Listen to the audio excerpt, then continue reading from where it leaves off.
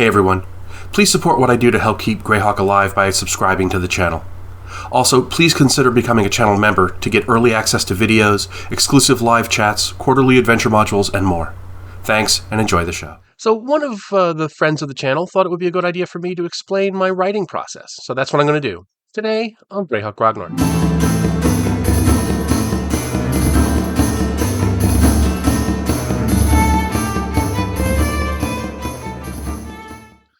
Before we get going, I just wanted to give a shout out to another channel. It's called the Atomic Snack Bar, and it is a terrific channel. He covers classic horror, sci-fi, fantasy, television, movies, toys, the whole bit.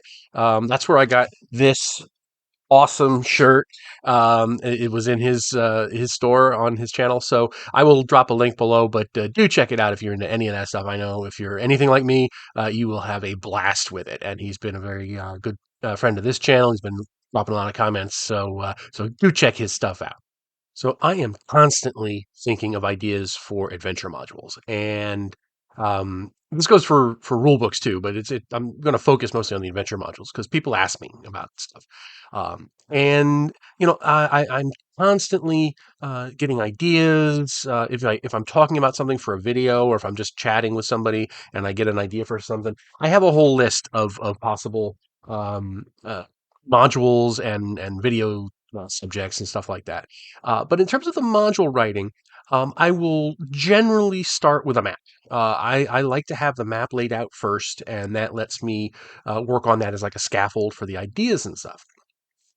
But I'm not a linear creator in that sense. It's not like, okay, now I'm working on this module and it's going to take this long and then it's done. I've right now got about 7 different modules, adventure modules in various states of doneness.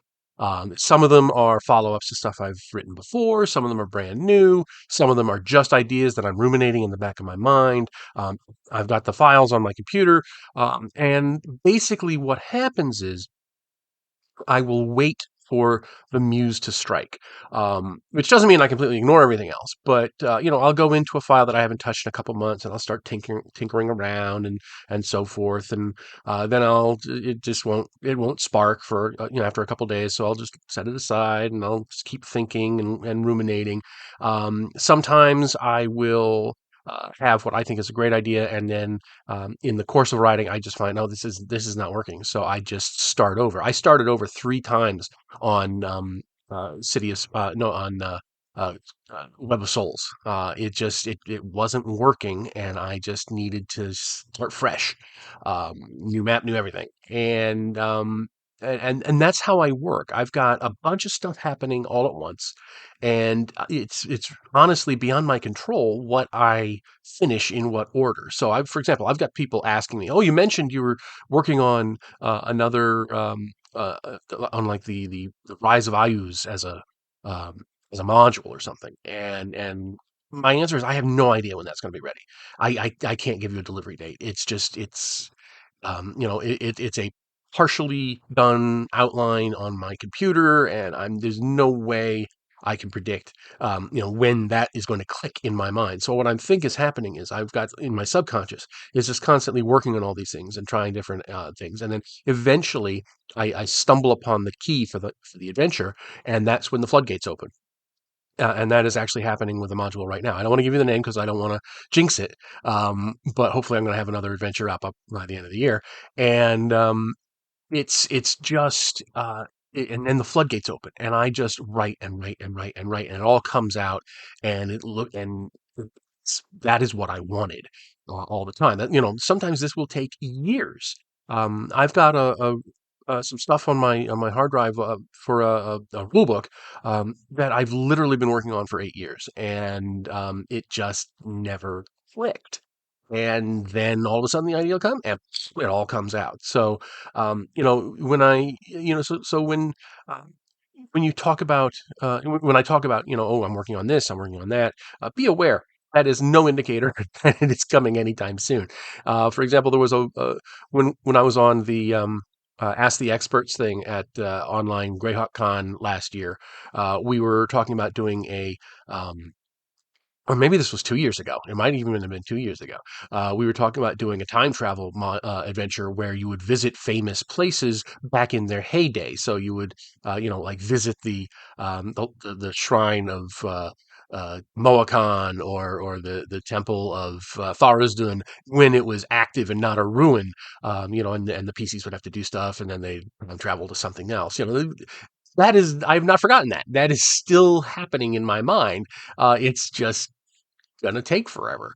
And I realize that this can be frustrating for some of you because if I mention something and then you're really eagerly expecting it, and every month you ask me what's happening with this, and I'm like, don't ask. I can't answer you. It doesn't work that way.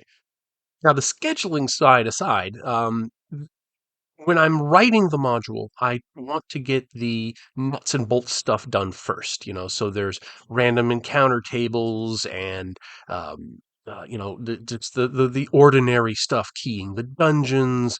I tend to want to get that kind of mundane stuff out of the way first, and then I make another pass, and that's where I try to ratchet up the weird stuff.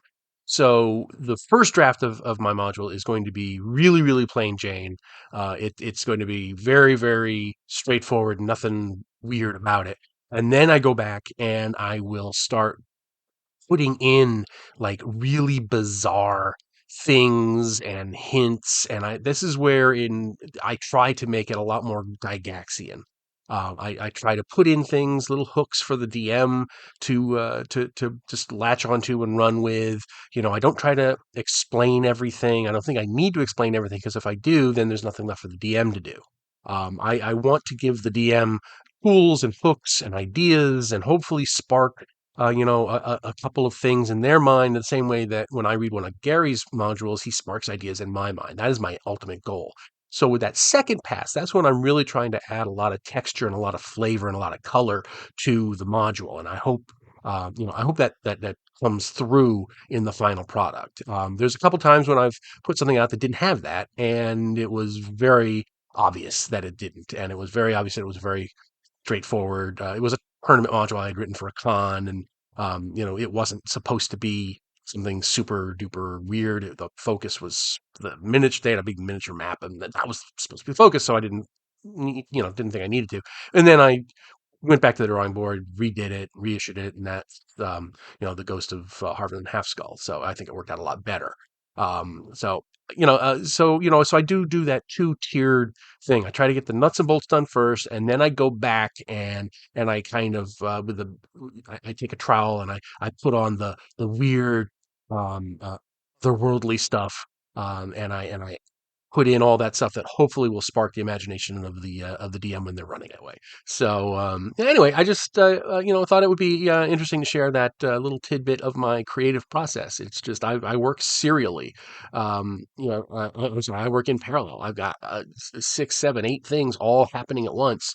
And whichever one gets to the finish line all depends on how my subconscious works, and what inspiration strikes to finally push it over the finish line. And like I say, I'm working on one now. I've been working on it for a few weeks, and the text is coming out.